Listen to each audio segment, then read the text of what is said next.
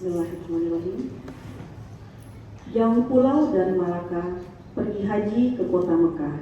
Dengan bismillah acara dibuka, semoga semuanya mendapat berkah. Assalamualaikum warahmatullahi wabarakatuh. Waalaikumsalam warahmatullahi wabarakatuh. Yang terhormat Bapak Kepala SMK Negeri 1 Pendilangan, Bapak Dr. Halus Asmar. Yang terhormat Bapak Ibu Guru hebat SMK N1 Pendilangan beserta dan Ibu Wali kelas dari kelas 10 dan kelas 11 ya. Alhamdulillah, puji syukur dengan budaya positif itu nanti memang harus terimbas, harus ada jejaknya. Jadi tidak dalam kepala kita masing-masing untuk mengikuti kegiatan pengimbasan modul budaya positif ini. Baiklah Bapak Ibu wali kelas 10. Jadi di sini bersama kami Ibu Tuti dan Ibu Aulia, kami akan melakukan pengimbasan tentang budaya positif. Jadi nanti di sini outputnya kami mengharapkan Bapak Ibu dapat melakukan penyusunan keyakinan kelas seperti yang disampaikan oleh Bapak Kepala Sekolah tadi. Jadi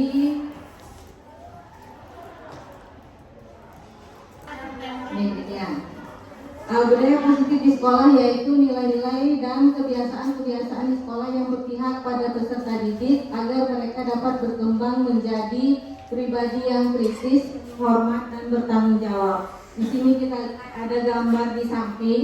Yang pertama sekarang yang tentu familiar dengan anak-anak kita adalah peraturan. Nah sekarang bagaimana kita merubah paradigma menjadi dari peraturan menjadi keyakinan kelas, di mana nanti keyakinan kelas ini akan menumbuhkan lingkungan-lingkungan yang positif sehingga akan terwujud budaya positif dan nilai-nilai kebajikan, kemudian motivasi perilaku manusia, keyakinan kelas, 5 kebutuhan dasar manusia, 5 posisi kontrol dan segitiga restitusi.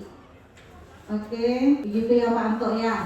Disiplin sering dikaitkan dengan tata tertib. Anak-anak yang disiplin adalah anak-anak yang melaksanakan tata tertib, teratur dan kepatuhan pada peraturan. Kata disiplin juga sering dihubungkan dengan hukuman. Padahal itu sungguh berbeda karena belajar dengan disiplin tidak harus dengan memberi hukuman. Justru itu adalah salah satu alternatif terakhir atau bahkan kalau perlu kebajikan. Tadi Bapak Kepala Sekolah ada menyinggung sedikit tentang nilai-nilai kebajikan.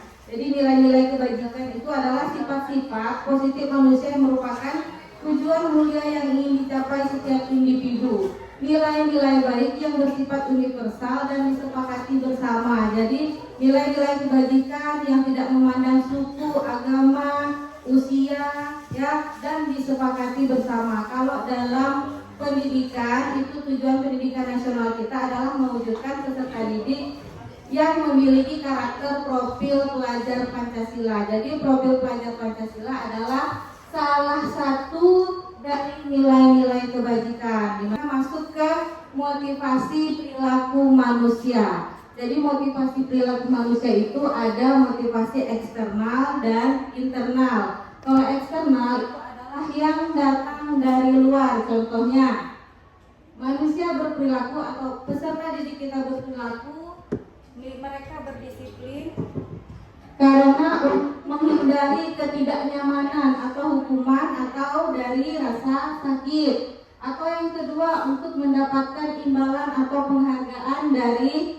orang lain. Kemudian motivasi internal, motivasi yang tumbuh dari dalam dirinya yaitu untuk menjadi orang yang mereka inginkan dan menghargai diri sendiri dengan nilai-nilai yang mereka percayai. Jadi mereka berperilaku karena mereka yakini bahwa ini adalah sebuah kebaikan. Nah kita contoh pada diri kita. Sebagai seorang guru, saat Anda hadir mengajar di kelas tepat waktu, motivasi apakah yang mendasari tindakan Anda? Yang ingin mendapatkan pujian dari atasan dan mendapatkan penghargaan sebagai karyawan atau guru berprestasi. Berarti masih juga motivasi eksternal, yaitu untuk mendapatkan imbalan atau penghargaan dari orang lain. Nah, apakah yang ketiga? Anda ingin menjadi orang yang menghargai waktu, menghargai diri Anda sendiri sebagai teladan bagi murid-murid, karena Anda percaya tindakan Anda sebagai guru akan dicontoh oleh murid-murid Anda. Jadi tentunya kita ingin motivasi yang tumbuh karena menghargai waktu dan motivasi yang timbul karena kita menghargai diri kita sendiri. Oke, sekarang hukuman versus konsekuensi. Hukuman bersifat tidak terencana atau tiba-tiba. Hukuman bersifat satu arah dari pihak guru yang memberikan, dan murid hanya menerima suatu hukuman tanpa melalui kesepakatan. Nah, konsekuensi sudah terencana dan sudah disepakati. Misalnya kita memberikan tugas kepada anak. Sebelum memberikan tugas, kita, nak, ini tugasnya dikumpul besok ya. Nanti biasanya kita selalu ada embel-embel di belakangnya. Nanti kalau tidak dikumpul, biasanya apa Bu kita? Kalau tidak dikumpul, dihukum. Atau kalau tidak dikumpul nanti kalian tidak dapat nilai. Atau kalau tidak dikumpul hari ini maka besok harus mengerjakan 2 kali lipat. Biasanya kita begitu. Nah, itu disebut membersihkan coretan yang dibuat di meja tulis. Ini hukuman atau konsekuensi? Konsekuensi. Kenapa hukuman Pak Dani? Karena disuruh gitu. Oh, karena disuruh. Oke, nanti kita cek. Murid diminta yang pertama lari hukuman. Yang kedua membersihkan coretan konsekuensi. Push up hukuman. Kertas mengganti kertas teman dengan konsekuensi. Tadi hukuman itu dia bersifat tidak terencana, bersifat satu arah, fisik, baik fisik maupun kata-kata. Kalau konsekuensi selama ini dia biasanya relevan dengan kesalahan yang dia lakukan. Contohnya membersihkan coretan, ya. Dia mencoret maka dia harus membersihkan. Jadi hukumannya tidak harus diberi hukuman dengan misalnya lari keliling lapangan. Hukuman, konsekuensi, dan restitusi. Jadi ada istilah baru lagi, restitusi. Kalau hukuman sesuatu yang menyakitkan harus terjadi, tidak nyaman untuk murid untuk jangka waktu yang panjang dengan anak-anak di kelas.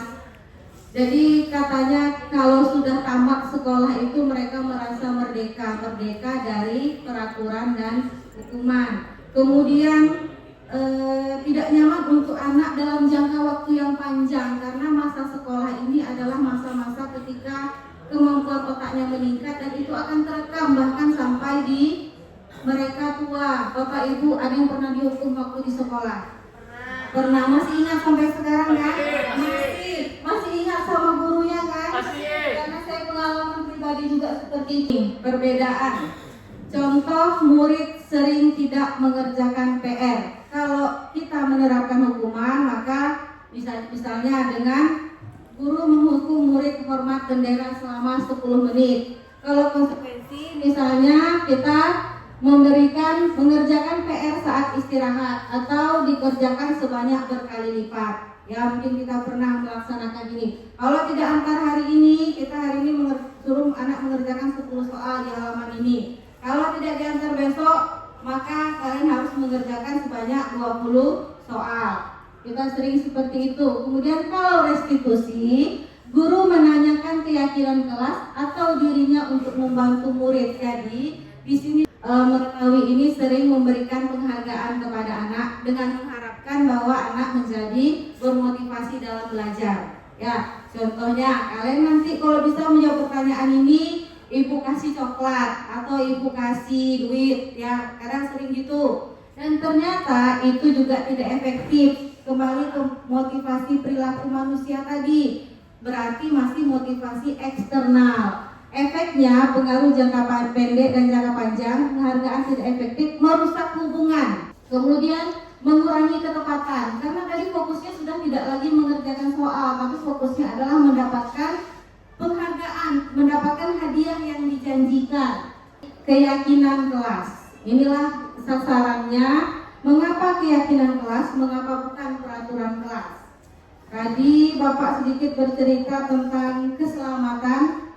Nah, mengenai memakai helm, menurut Anda mengapa ada peraturan menggunakan helm bagi pengendara motor? Mengapa ada peraturan jaga jarak dan menggunakan masker saat pandemi?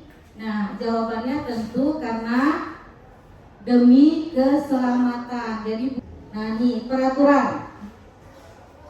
Oke, sekarang pembentukan keyakinan kelas. Keyakinan kelas itu bersifat abstrak, kemudian berupa pernyataan positif, sedikit saja agar mudah diingat, 3-7 keyakinan sesuai dengan kondisi kelas dan sekolah sehingga mudah diterapkan. Kalau ini yang sesuai dengan kondisi kelas, saya sudah mencoba membuat keyakinan kelas di 2 kelas, 10 TJKT 1 dan 10 TJKT 2. Mungkin Bapak Ibu yang masuk ke kelas akan tahu kondisinya kelas itu. Kalau TJKT 1 anaknya dia suka saling mengejek, dia kurang kompak, kemudian dia egois ya, ini anak-anak 10 TJKT 1. Kalau 10 TJKT 2 anak Pak Dani dia super aktif, tapi sebenarnya kompak ya Pak ya, kompak tapi super aktif, main bola di dalam kemarin, wali kelasnya, ya main bola, suka heboh lah kalau belajar bersama mereka. Nah jadi kondisi inilah yang menyebabkan keyakinan kelas mereka berbeda-beda sesuai dengan kebutuhannya.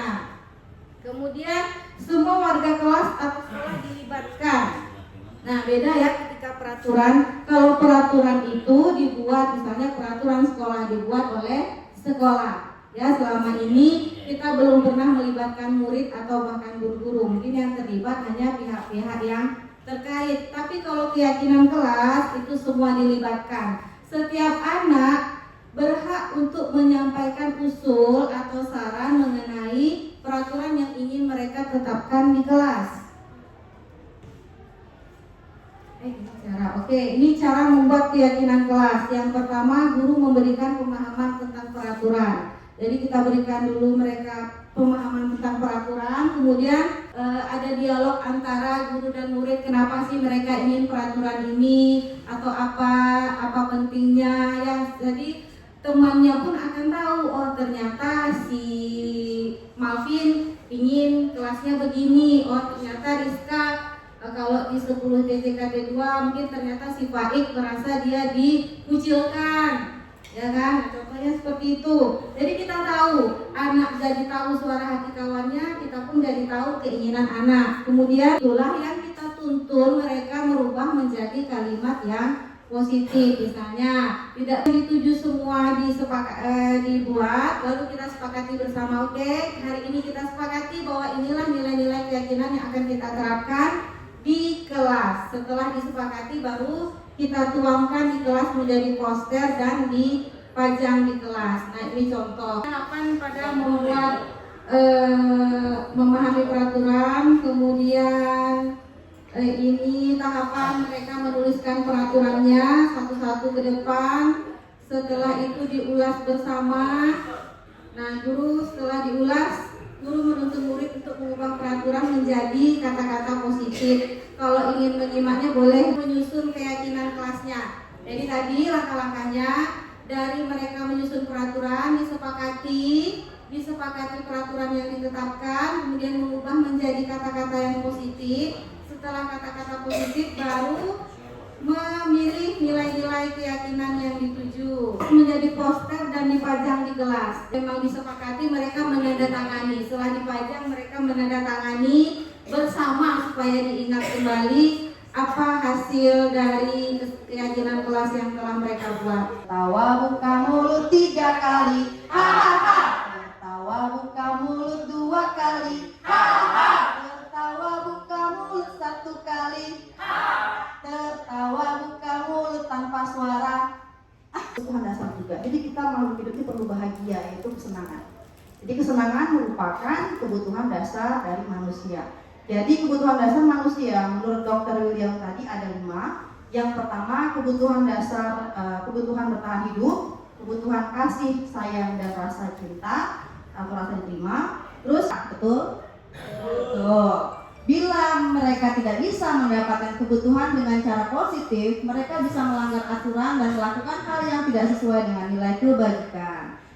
selanjutnya kita akan membahas tentang 5 posisi kontrol guru. Nah, ini bisa kita sambil refleksi nih, nanti saya di posisi mana nih ya.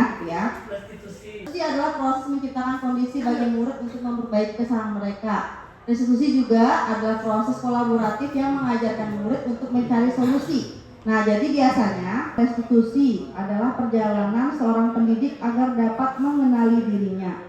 Tujuan seorang guru adalah untuk menciptakan murid-murid yang mandiri, merdeka, dan bertanggung jawab.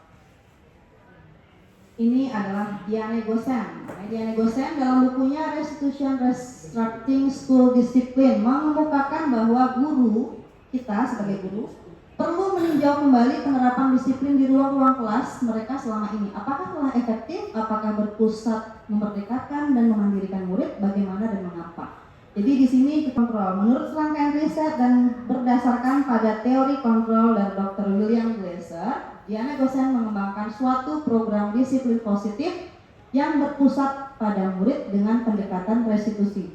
Jadi ialah penghukum, yang kedua pembuat rasa bersalah, yang ketiga teman, yang keempat pemantau, dan yang kelima sebagai manajer. Nanti bahas 5 posisi tersebut dari beberapa contoh ini ya. Ini kasusnya ialah ada beberapa anak yang bermain HP saat belajar dan melihat kelima posisi kontrol dalam menghadapi masalah tersebut. Ini saya bikin simulasi sendiri. Jadi Bapak Ibu, saya bukan artis dan siswa saya juga bukan aktor. Jadi kami membuat simulasi bagaimana guru di posisi penghukum, pembuat rasa bersalah, teman, pemantau, dan manajer. Yang pertama ialah posisi penghukum. Kalau dibilang posisi penghukum, kira-kira menurut Bapak Ibu seperti apa itu? Memberikan hukuman, gitu ya? Penghukum kira-kira pasti memberikan hukuman. Jadi ini contoh video singkatnya. Power on. Bluetooth mode.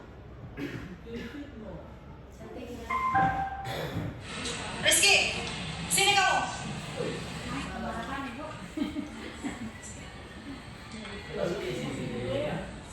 Perbaikannya seperti apa? Jadi di sini guru berbicara dengan suara netral, tidak emosional, tidak terlalu ramah dan tidak bernada tinggi. Tercipta identitas positif dan berhasil. Guru mengajukan pertanyaan-pertanyaan bermakna agar membuka pikiran murid. Guru membimbing murid untuk memecahkan masalahnya secara mandiri. Jadi nampak ya Bapak Ibu perbedaan antara caranya menjadi seorang manajer di segitiga restitusi. Sebelumnya segitiga restitusi itu ialah suatu proses dialog yang dijalankan oleh guru atau orang tua agar dapat menghasilkan murid yang mandiri dan bertanggung jawab. Jadi segitiga restitusi ini tidak hanya kita kepada siswa, tapi kita bisa praktek kok kepada anak. Jadi yang pertama yaitu menstabilkan identitas, yang kedua validasi tindakan yang salah, dan yang ketiga menanyakan keyakinan. Salah. Di sini berdasarkan prinsip setiap perilaku memiliki alasan tersendiri untuk memenuhi kebutuhan mereka. Jadi ini kita contohnya kasus nih ya, saya kasih satu kasus. Di sini pada hari Rabu Fahri datang ke sekolah seperti biasa dan berbaris di lapangan bersama siswa-siswi lainnya. Tetapi dari kejauhan saya melihat Fahri dengan baju yang berbeda dengan teman-teman di jurusannya, di mana hari itu seluruh siswa mengenakan baju jurusannya masing-masing. Setelah potongan-potongan antara segitiga restitusinya ya, yang pertama menstabilkan diri, yaitu ketika dia bilang, ya men sebenarnya saya lupa kalau hari Rabu. Lalu guru berusaha mengatakan, oh lupa itu manusiawi, men juga ada kalanya terlupa. Terus validasi tindakan salah, hari ini menggunakan baju jurusan, tapi saya tidak. Tentu dia merasa ini ya, kesalahan Pak atau ya tentang 5 posisi kontrol tadi. Nah, Oke, sebenarnya ini juga pertanyaan kita semua Pak Anto ya. Masalah-masalah yang kita hadapi dengan siswa, apa benar itu bisa terselesaikan, tumbuh sikap disiplin itu dengan restitusi, sementara ada anak yang tetap kita selesaikan mereka tetap mengulang-ulang kembali. Jadi kembali kepada pertanyaan kami juga ketika itu, proses butuh waktu. Dia tidak akan 1, 2, 3 kali itu berhasil anak akan langsung berubah, tapi memang dia butuh waktu. Cuman yang menjadi satu panduan atau satu alasan tolak ukur pemikiran kita adalah bahwa setiap perilaku anak pasti ada alasannya, pasti ada di sebaliknya kebutuhan. apakah itu kebutuhan apa yang mereka sedang penuhi, hanya caranya mungkin yang tidak tepat. Kemudian ketika kita menerapkan posisi kontrol, itu tidak masalah ketika memadukan antara posisi sebagai teman, sebagai pemantau, namun pada ujungnya tetap kita tutup dengan posisi manajer. Mungkin terkadang kita ingin melakukan pendekatan, itu tak salah juga, boleh Pak Anto. Mungkin posisi yang ininya saja, posisi penghukum dan posisi pembuat merasa bersalahnya saja, karena itu akan memberikan efek. Tapi kalau teman, kalau pemantau itu boleh-boleh saja, tetapi tetap diakhiri dengan posisi manajer. Begitu Pak Anto. Semua guru menghukum, ternyata dia menjaga orang tuanya yang sakit, dia harus mempersiapkannya. Jadi saya juga termasuk orang yang pernah menghukum dia, sampai hari ini saya merasa bersalah. Kemudian ada lagi beberapa anak yang mungkin sampai hari ini Bapak Ibu yang masih dalam kontrol saya. Ada beberapa anak yang mau berhenti, tapi alhamdulillah tetap berjalan sampai sekarang. Dan mungkin setiap malam juga bisa sharing, bisa chatting, jadi teman. Karena merasa dia adalah anak-anak broken home seperti ini, dan tersampaikan ke semua. Kalau saya menyarankan mungkin ke Ibu Aulia, Bu Lutfi, sampaikan ke semua guru. Karena sampai hari ini guru-guru kita masih banyak yang mencerminkan sikap yang belum menjadi contoh bagi mereka, dan itu membuat jadi beban bagi mereka. Benar seperti ini Bu Aulia dan Bu Lutfi, jadilah pelopor untuk orang lain lebih bagus ke depan. Terima kasih. Sini dengan membawa tujuan ingin belajar gitu ya, tetapi dengan kasus problem yang beraneka ragam. Mungkin sharing lah juga ya, kayak Kak Tuti apa. Mengapa gini, kita kan sekarang berpusat kepada murid ya, pada siswa. Nah, sebenarnya yang disampaikan oleh Mem Aulia tadi, misalnya setelah pulang sekolah ada membantu orang tua ya, dan kerja sawit ya. Kalau di sana saya mendengar seperti itu juga kemarin.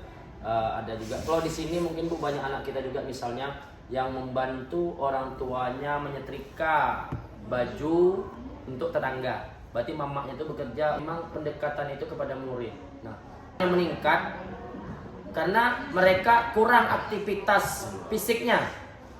Misalnya mereka setelah pulang jam 4, mereka tak bisa lagi berolahraga, tak bisa lagi membantu orang tuanya. Ya. Nah, karena capek, lelah mereka itu. Bahkan nanti mereka berontak sama orang tuanya, tak bisa membantu orang tuanya. Orang tuanya maksa juga bantu nih. Itu ada di pemasaran ke depan, karena kita memang sekarang judulnya kita tidak ada lagi misal berpusat pada siswa. Tidak ada lagi siswa yang tidak naik kelas, misal. Tidak ada siswa yang tidak naik kelas, karena kita berpusat kepada mereka. Misalnya gini, saya siswa dari dribbling itu saya bagi dua, yang mahir dengan tidak mahir.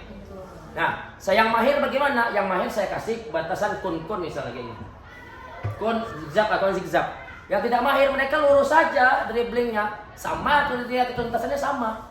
Sungguh pandangan yang luar biasa ya. Di sini sepertinya Pak Anto belum jadi CJP, tapi Pak Anto sudah menerapkan pemikiran filosofisnya Ajar Dewantara. Ya tadi sebenarnya ada di slide saya, tapi terganggu tadi. Yang Pak Anto terapkan adalah pemikiran filosofis Ki Hajar Dewantara, bahwa yang pertama tadi anak bukan tabula rasa, bahwa anak itu terlahir memiliki garis yang samar-samar, maka tugas kita sebagai guru menebalkan garis itu sesuai dengan potensinya. Kemudian pendidikan yang berpihak pada anak, artinya relevan dengan kebutuhan anak ya. Jadi memang itu yang kita butuhkan, bukan pendidikan yang memaksa ya. Ini juga yang tertinggal tadi, ilusi mengontrol, bahwa walaupun kita dewasa, kita lebih tua, kita guru, tapi kita tidak berhak untuk mengontrol anak dan memaksa anak. Kemudian tadi belajar yang full day ya, mungkin memang itu yang akan kita ini kan, karena kondisi kita berbeda dengan SMA ya Bu ya. Anak-anak kita rata-rata dari anak-anak dengan kemampuan mungkin yang menengah ke bawah, mereka harus membantu orang tua ya. Dari kisah Darwaji saya juga sempat masuk di kelasnya waktu itu, dan jualan martabak kan luar biasa anak-anak kita itu ya. Dari sekolah tuh. Iya, memang betul-betul, makanya sekarang sebenarnya kita usulkan, tapi mungkin kita dengarkan dulu pengalaman dari Ibu Norpa waktu di Kempas, transisi dari full day menjadi kembali ke awal. Cuman mungkin kita punya spektrum ya, kita punya jam-jam yang memang harus kita penuhi untuk SMK. Nah, bagaimana cara kita memenuhi semua? Mari kita dengarkan pengalaman Ibu Sekolah Ibu Nurpa. Yang di kelas itu paling 4 orang, 5 orang. Mereka cabut statusnya. Dan itu sering berulang-ulang. Diambil supaya meminimalisir anak ini supaya hadir di sekolah. Makanya diterapkan pulang jam 2 tapi hari Sabtu masuk.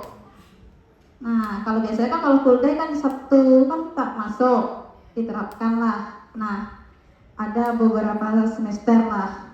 Nah, tapi sekarang balik lagi ke full day. Kenapa balik ke full day? Kebijakan dari atas. Karena ada MGP hari Sabtu itu kan tidak ada pembelajaran. Jadi kan sebenarnya kalau kepala sekolah ini kan harus pembelajaran. Jadi sekarang ini Pantok SMK 1 Kepes pulangnya jam 4. Iya, dikasih pengertian kepada orang tuanya. Kita minta orang tuanya hadir di sekolah, kasih pengertian kepada orang tua. Nah, adanya seperti kesepakatan tersebut, kasih pengertian kepada orang tua kan, dikasih pengertian juga kepada siswanya. Jadi mereka Sabtu Minggu kan bisa bekerja sebenarnya, tidak harus di jam sekolah. Di sini sebaiknya kalau kita mau berbicara kepada siswanya, tadi kan ada ceritanya simulasinya memanggil ke majelis guru. Nah, kalau kita memanggil ke majelis guru itu mungkin kalau gurunya tidak ada di majelis guru, lebih baik. Tadinya saya mau menyampaikan usul Pak Anto kepada tim manajemen, tapi mendengar penjelasan dari Bu Nurpa, kayaknya kita sangkut di peraturan. Jadi mari kita menunggu mungkin kementerian mengapa lagi namanya kembali ya, meninjau kembali gitu ya. Ya. Kemudian yang disampaikan Nurpa yang kedua bahwa memanggil anak itu sebaiknya kalaupun di majelis guru tapi ketika tidak ada guru lain. Ya, memang begitu seharusnya ya. Baik itu di hadapan guru lain, baik itu di hadapan temannya, praktek restitusi itu hanya diselesaikan antara guru dan murid itu saja agar mereka tidak merasa terintimidasi. Jadi kita sebagai pertanyaan Pak Anto tadi untuk mereka siswa, kenapa terbelenggu dengan sistem full day? Benar yang dikatakan Ibu Nurpa, di angkatan ke-7 sudah memberikan beberapa pemahaman kepada rekan-rekan yang lain bahwasanya full day ini adalah peraturan pemerintah. Pemerintah melihat kenapa harus full day, karena melihat dan berkaca di beberapa kota-kota besar, khusus kota besar yang pakai 9, kota besar tidak, itu anak-anaknya kalau pulang tengah hari atau jam 2, mereka lebih banyak menghabiskan waktu untuk waktu yang tidak bermanfaat sebenarnya. Iya.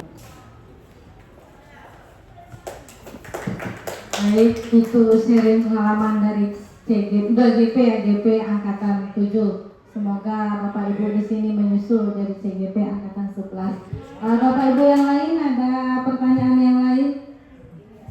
Bagaimana upaya kita sebagai seorang guru untuk menerapkan pemenuhan kebutuhan dasar manusia di dalam pembelajaran di kelas? Terima kasih. Dari Ibu Siska, bagaimana cara pemenuhan kebutuhan dasar manusia dalam penerapannya di pembelajaran di kelas? Nah, tadi 5 kebutuhan dasar manusia itu seperti yang disampaikan Ibu Aulia, yaitu yang pertama bertahan hidup, yang kedua rasa kasih sayang dan diterima, yang ketiga Ibu Neni kebebasan, kesenangan dan penguasaan. Jadi di sini saya melakukan 2 contoh penerapan dari pemenuhan kebutuhan dasar manusia. Yang pertama ini adalah contoh penerapan dari penguasaan. Jadi saya masuk di kelas 10 DKP, Ibu Neni masuk di 10 DKP. Nah, 10 DKP ini anak-anaknya aktif, ya. Kemudian mereka suka berbicara. Nah, jadi saya menerapkan seperti metode tutor sebaya. Jadi ada beberapa yang kemampuannya itu memang lebih dari kawannya. Contohnya Jennifer, Wira, yang Chinese itu Pauline, satu lagi Ibnu. Nah itu mereka punya kemampuan yang lebih dan suka berbicara dan bertanya.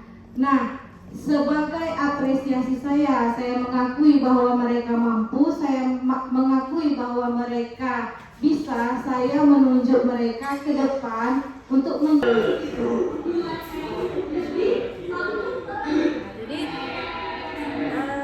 bisa kita lihat di sini si Pauline sangat bersemangat ya, karena dia diberikan kesempatan untuk menunjukkan apa yang telah dia kuasai. Jadi ini termasuk salah satu kemewahan. Nah, di sana kita bisa lihat selain dari penguasaan, kegiatan belajar pun menjadi menyenangkan. Nah, ini yang kebutuhan kedua, ice breaking. Jadi ice breaking salah satu dari penerapan kebutuhan dasar manusia kebebasan. Jadi mereka membutuhkan suasana yang lain, ya, yang tidak hanya sekedar penjelasan materi. Nah ini di kelas 10 TJKT 2, kelasnya Pak Dani. Ini kan anak-anaknya demam aktif. Nah, lihat satu dari penerapan pemenuhan kebutuhan dasar manusia. Yang pertama tadi penguasaan, yang kedua kebebasan. Jadi sesuatu yang mereka inginkan tidak seperti biasanya. Baik, Bapak Ibu, mungkin ada pertanyaan yang lain. Untuk kegiatan hari ini sudah banyak beberapa materi yang disampaikan tentang budaya positif dari Ibu Tuti, dari saya juga, dan kita juga ada sharing tentang pengalaman yang Bapak Ibu hadapi kepada siswa-siswanya, dan juga dibagi kepada kita semua. Mudah-mudahan apa yang hari ini kita pelajari, kita dengarkan, menjadi tambahan ilmu bagi kita dalam menghadapi siswa-siswa kita nanti, dan juga bisa kita aplikasikan segitiga institusi ini kepada siswa kita nanti dengan cara yang sederhana, mungkin 1, 2, 3, yang lama-lama akhirnya kita menjadi orang yang mampu untuk menjadi guru sebagai posisi manajer dalam menyelesaikan masalah siswa. Itu Bapak Ibu. Anak pintar dan pemberani, minum air di gelas bersih. Saya tutup kegiatan hari ini, salam hangat dan terima kasih. Demikian kegiatan kita hari ini. Wabillahi taufiq wal hidayah. Wassalamualaikum warahmatullahi wabarakatuh.